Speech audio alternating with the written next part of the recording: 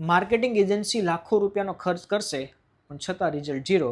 Branding agency લાખો રૂપિયાનો ખર્ચો કરશે છતાં રિઝલ્ટ ઝીરો. શું કામ? કેમ કે આજે બિઝનેસમેનો પાસે પોતાનો કોલિંગ ડિપાર્ટમેન્ટ છે જ નહીં.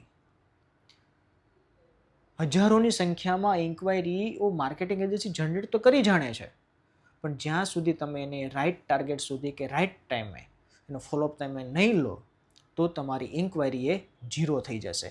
એટલે મતલબમાં તમે જે ખર્ચેલો એક્સપેન્સ એ ઇન્વેસ્ટમેન્ટ તરીકે નહીં પણ ખર્ચા તરીકે તમારે કેલ્ક્યુલેટ કરવો પડશે. અને રહી વાત બીજી, જે તે ઇન્ક્વાયરી આવે છે મિસ્ટેક બિઝનેસમેનો એ કરે છે એ ખુદ ઓનર એનો ફોલોઅપ લેતા હોય છે.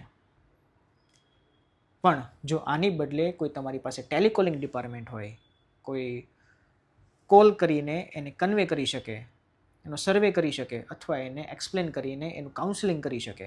100 ઇન્ક્વાયરીમાંથી જે ક્વોલિટીવાળી ઇન્ક્વાયરી છે 5 કે 10 કે 20, બસ એ 20 ઇન્ક્વાયરીનો રિપોર્ટ ભલે ને ઓનર કરે તો તમારો 80 ઇન્ક્વાયરીનો કોલ કરવાનો સમય તમે એને બચાવી દેશો અને તમે ક્વોલિટી પીપલ સાથે ડીલ કરીને તમે સેલ્સમાં ઇન્ક્રીઝ કરી શકો છો.